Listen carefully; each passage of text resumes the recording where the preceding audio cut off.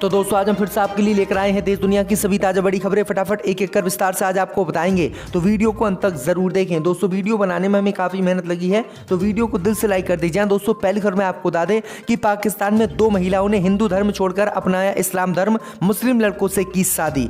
वहीं आपको बताएंगे दोस्तों की त्रिपुरा में बीजेपी को लगा बड़ा झटका, कारबुक विधायक बरबा मोहन ने बीजेपी पार्टी से दिया इस्तीफा।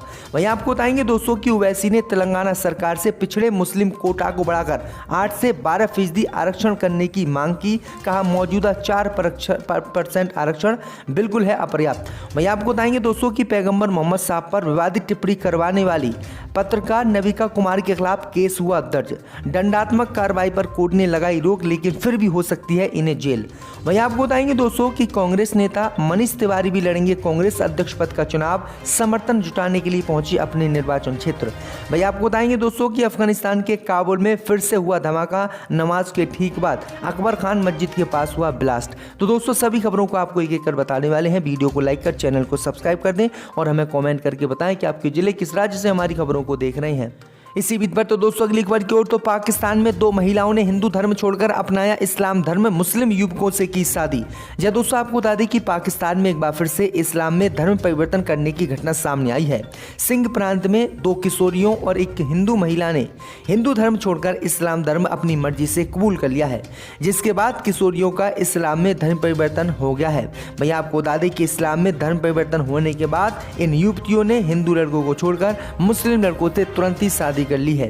पाकिस्तान में इससे पहले अल्पसंख्यकों के उत्पीड़न की कई घटनाएं सामने आ चुकी हैं। सिंध प्रांत के कुछ इलाकों में इस्लाम धर्म लगातार बढ़ता हुआ जा रहा है। सिंध प्रांत के थार में, उमरकोट, मीरक खास, घोटकी और खैरकपुर क्षेत्र में बड़ी संख्या में हिंदू आबादी रहती है। यहाँ से हिंदू महिलाएं लगातार हिंदू धर्म छोड़कर इस्लाम धर्म कबूल कर रही हैं और मुस्लिम लड़कों से शादी कर रही हैं, और ऐसी ही घटना आज सामने आई है। तो ये बड़ी अपडेट आ रही दोस्तों कि इस्लाम धर्म को काफी पसंद हिंदुओं द्वारा पाकिस्तान में किया जा रहा है। इसी बीच पर तो दोस्तों अगली खबर की ओर, तो त्रिपुरा में बीजेपी को लगा झटका, कारबुक विधायक बरबा मोहन ने छोड़ी पार्टी। जब दोस्तों आपको बता दें कि त्रिपुरा में बीजेपी को आज एक बड़ा झटका लगा है। राज्य की कारबुक विधानसभा के विधायक बरबा मोहन त्रिपुरा ने बीजेपी पार्टी से इस्तीफा दे दिया है। ऐसी अटकलें लगाई जा रही हैं कि वो अब बीजेपी छोड़कर त्रिपुरा मोथा पार्टी में शामिल हो सकते हैं। बरबा मोहन त्रिपुरा में शुक्रवार यानी विधानसभा की सदस्यता से इस्तीफा दिए थे। गोमती जिले के कारबुक से विधायक त्रिपुरा ने अपने त्यागपत्र में विधानसभा सदस्यता छोड़ने के लिए व्यक्तिगत कारणों का हवाला दिया। विधानसभा अध्यक्ष रतन चक्रवर्ती ने बताया कि काबुक विधानसभा क्षेत्र के बीजेपी विधायक ने मुझसे भेंट की और व्यक्तिगत कारणों का हवाला देते हुए अपना त्यागपत्र सौंपा। उनके साथ त्रिपुरा मोथा के अध्यक्ष प्रगोत किशोर मणिक्य देव वर्मा भी शामिल थे। तो ये बड़ी अपडेट आई दोस्तों की भाजपा को त्रिपुरा में ये बड़ा झटका लगा है। इसी बीच पर तो दोस्तों अगली खबर की ओर, तो ओवैसी ने तेलंगाना सरकार से पिछड़े मुस्लिम कोटा बढ़ाकर 8 से 12% करने को कहा, मौजूदा 4% आरक्षण को बताया अपर्याप्त। जब दोस्तों आपको बता दें कि ऑल इंडिया मजलिस-ए इत्तेहादुल मुस्लिमीन के प्रमुख असदुद्दीन ओवैसी ने चंद्रशेखर राव के नेतृत्व वाली तेलंगाना सरकार को पिछड़े मुस्लिम कोटा को मौजूदा 4% से बढ़ाकर 8 से 12% करने की मांग की है। ओवैसी ने सुधीर आयोग की सिफारिश का हवाला भी दिया है और कहा कि तेलंगाना में मुसलमानों की जनसंख्या और सामाजिक आर्थिक स्थिति की तुलना में वर्तमान 4% कोटा अपर्याप्त है। ओवैसी ने कहा कि सुधीर आयोग के सुझाव के अनुसार तेलंगाना सरकार को पिछड़े मुस्लिम कोटा बढ़ाकर 8 से 12% करना चाहिए। तेलंगाना के मुसलमानों की जनसंख्या और सामाजिक आर्थिक स्थिति की तुलना में मौजूदा 4% आरक्षण अपर्याप्त है। तो ये बड़ी अपडेट आई दोस्तों कि असदुद्दीन ओवैसी ने आरक्षण तेलंगाना में बढ़ाने की मांग की है और कहा कि जो आरक्षण 4% है उसे 8 या 12% किया जाना चाहिए। इसी बीच पर तो दोस्तों अगली खबर की ओर, तो पैगंबर मोहम्मद साहब पर विवादित टिप्पणी को लेकर सुप्रीम कोर्ट ने पत्रकार नविका कुमार के खिलाफ दर्ज सभी एफआईआर को दिल्ली किया ट्रांसफर। जब दोस्तों आपको बता दें कि सुप्रीम कोर्ट ने शुक्रवार को पत्रकार नविका कुमार के खिलाफ दर्ज सभी एफआईआर को खारिज करते हुए इसे दिल्ली पुलिस को स्थानांतरित कर दिया है। साथ ही किसी भी तरह की दंडात्मक कार्रवाई पर भी रोक लगा दी है। न्यायमूर्ति एम.आर. शाह और न्यायमूर्ति कृष्ण मुरारी की पीठ ने कहा कि कुमार के खिलाफ 8 सप्ताह की अवधि के लिए कोई दंडात्मक कार्रवाई नहीं की जाएगी। शीर्ष अदालत ने कुमार को प्राथमिकी रद्द करने के लिए दिल्ली उच्चायुक्त जाने की छूट भी दी।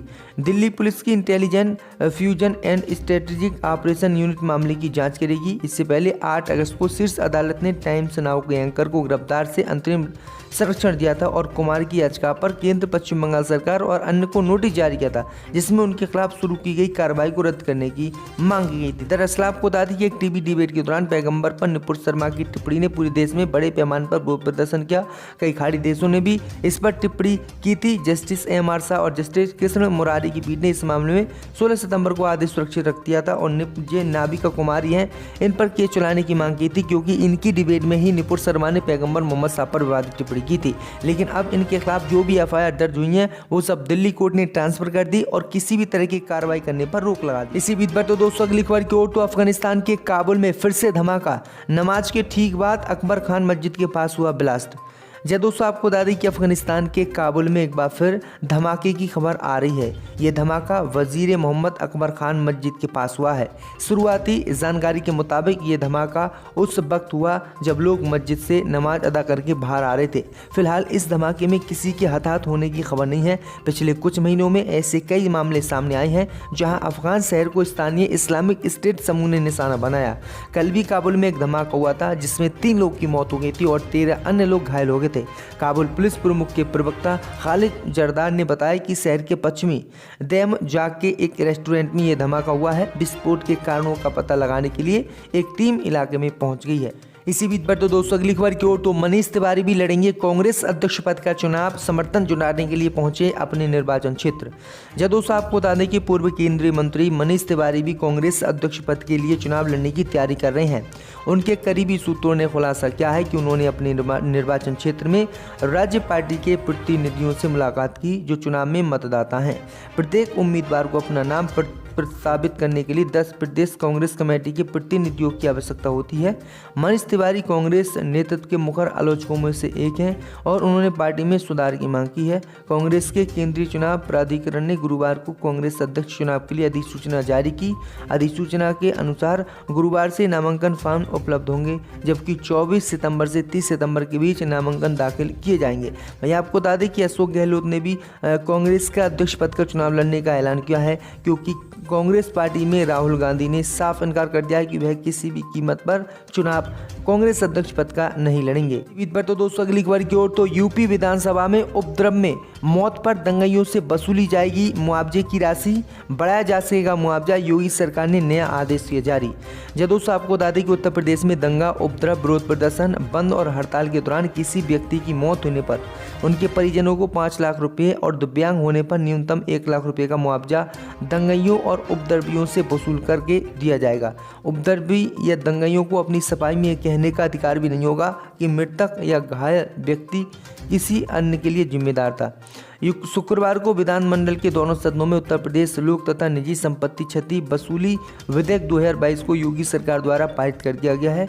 विधानसभा में संसदीय कार्य मंत्री सुरेश खन्ना ने विधेयक को प्रस्तुत करते हुए बताया कि 2020 में उत्तर प्रदेश लोक तथा निजी संपत्ति क्षति वसूली अधिनियम 2020 पारित किया गया था। इसे कुछ संशोधन के साथ पुनः सदन में प्रस्तुत किया जाएगा। उन्होंने बताया कि दावा प्राधिकरण को मौत या दिव्यांगता पर मुआवजा राशि बढ़ाने का अधिकार भी होगा। तो ये बड़ी अपडेट आ रही दोस्तों। इसी बीच पर तो दोस्तों अगली खबर की ओर तो अखिलेश यादव ने बीजेपी पर बोला हमला, कहा सरकार विपक्ष के सवालों का नहीं देती जवाब। जब दोस्तों आपको बता दें कि समाजवादी पार्टी ने मानसूनी सत्र के आखिरी दिन सदन से वॉकआउट किया। सपा अध्यक्ष अखिलेश यादव ने कहा कि ये सरकार किसी की नहीं सुनती, सदन चलना चाहिए लेकिन सरकार को विपक्ष के सवालों का जवाब देना चाहिए। हमने सदन का बहिष्कार इसलिए किया क्योंकि महंगाई, बेरोजगारी, 1 ट्रिलियन इकोनॉमी पर सरकार ने कभी जवाब नहीं दिया। योगी सरकार पर निशाना साधते हुए अखिलेश यादव ने कहा है कि ये यूपी में डबल इंजन की सरकार है, लेकिन उत्तर प्रदेश में बड़े पैमाने पर जानवर बीमार हैं, सड़कों पर गड्ढे हो गए हैं, सड़कें गड्ढों में बदल गई हैं, बिजली महंगी समेत हर चीज़ महंगी होती जा रही है। नौजवानों को रोजगार के सपने दिखाए थे। सरकार आखिर 1 ट्रिलियन इकोनॉमी कैसे बनाएगी अगर किसान बर्बाद होगा, इन्वेस्टमेंट नहीं आएगा। सपा अध्यक्ष ने कहा कि बड़े पैमानों पर गन्ना किसानों का भुगतान नहीं हुआ है। आज भी अस्पतालों में लोगों के स्ट्रक्चर नहीं मिल रहे हैं, एम्बुलेंस नहीं मिल पा रही है, किसी अस्पताल में दवाई नहीं है, पीएचसी में डॉक्टर नहीं है, गरीब इलाज कहाँ कराए। इसके साथ ही अखिलेश यादव ने कई गंभीर आरोप बीजेपी पर लगाए। जो है सबों को दफनाया गया था, क्या इससे समाजवादी पार्टी को फायदा उत्तर प्रदेश चुनाव में होगा या फिर कोई फायदा नहीं? कि हम लाशों में सियासत नहीं करते, ये बीजेपी करती है। लेकिन जनता ने इस बात को देख लिया कि जब अपनी पीठ थपथपाते 21वीं सदी की भारत की बात करते हैं, वो उन लोगों ने गरीबों के लिए लकड़ी तक का इंतजाम नहीं किया। लाशें नदी में बहाई गई, रेते में दबाई गई और सबने देखा कि लाशों को